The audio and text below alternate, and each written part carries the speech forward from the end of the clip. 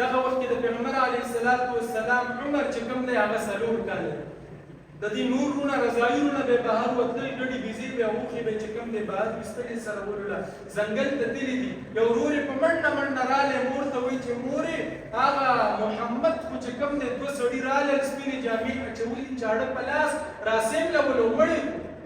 هغه ډېره زیاته حیرانه پریشانه خپل خاوند حارث هم ځان سره په منډه منډه لاړل ځنګل ته ګوري د دواړو جانو سردار په ټیک ټاک روغ رمټ ولاړ دی معمولي غوندې د یاري آثار یې په مخ باندې واضح دي تپوس دې نه کوي چې څه کیسه وه و چې 2 سړي رالل زه څومره ولم د سینې نه واله تر دې نامه پورې چې کوم دی سبا دا خېټې وڅیرله زما زړه یې راویسته او د هغې نه څه غوښه بېله کړله او بیا داسې یو طالب ورسره د یو خانک په هغې کې اوبه دي په هغې کې دا زړه ووینځلو واپس یې دلته کې کېښودو لاس یې پرې راښکلو دغه وګنډلو شو هغې چې وکتل د وینې څه اثر نشته دی خو هغه روایاتو کې راځي صحابه کرام فرمایي چې پیغمبر علیه السلام په سینه مبارکه باندې د دغه ګنډلو نشان موجود دې ته ویلی شي واقعه د شق صدر د پیغمبر علیه السلام 4 ځله په ټول عمر کې دا سینه مبارک سیملې شوې ده او دا زړه مبارک چې کوم دی دا په زمزمو او په بل روایت کې راځي د جنت په اوبو باندې وینځلې شوې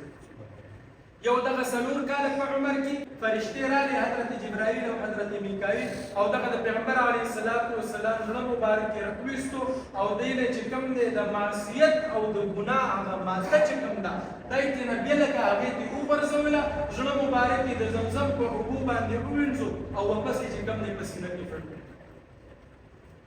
دویم ځل 10 کاله عمر کې دا واقعه شوې ده واقعه د شق صدر همدغه ترتیب سره وشوله 2 فرشتې راغلې د پیغمبر علیه السلام سینه مبارک کې چاک کړله زړه یې راویستو او په زړه کې د له لعب چې کومه ماده ده هغه یې وویسته او بهر یې وغورځوله ویې ویلتلو واپس ورلګل دریم ځل چې کله د سرکار دو عالم صلی الله علیه وسلم بعثت کېږي او به طور نبي او پیغمبر هغې بعثت کېږي دغه وخت کې دا واقعه د شق صدر شوې په 40 کاله عمر کې او دا د دې لپاره چې کوم علوم رباني دي او د الله رب العزت د طرف نه کوم علوم الهي راځي او دغه رنګې د وحي کوم اسرار او رموز دي کومې پټې خبرې چې عام انسان هغې ته نشي رسېدلی په دغې باندې د پیغمبر علیه السلام سینه مبارک ولو شي 4م ځل دا د شق صدر واقعه دا د معراج د واقعې نه پیدا شوې د دې لپاره چې د پیغمبر علیه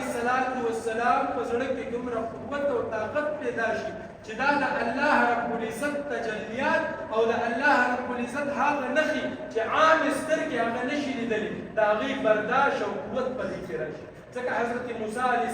السلام په کوه طور کې دا سوال وکړو چې یا الله ما باندې خپل دیدار وکړه وایي ته ما پرېږده زما تجلي هغه قوت هم نشي برداشت کولی وایي هغه مخامخ غره ته ګوره په هغې به زه خپله تجلي راورومه که چېرته هغه دې برداشت کړه نو زه به در باندې بیا خپل دیدار وکړم چې کله د الله رب العزت تجلي په هغه مخامخ غر باندې راله حضرت موسی علیه السلام په هغه ځای پرې ورګډېږي نو د معراج نه مخکې پیغمبر علیه السلام زړه چې دا د تجلیات الهي او د الله رب العزت چې کومې نشانې دي د هغې قوت او برداشت په دې کې پیدا شي د دې لپاره چې کوم دی بیا په 4م ځل دا واقعه د شق صدر شوې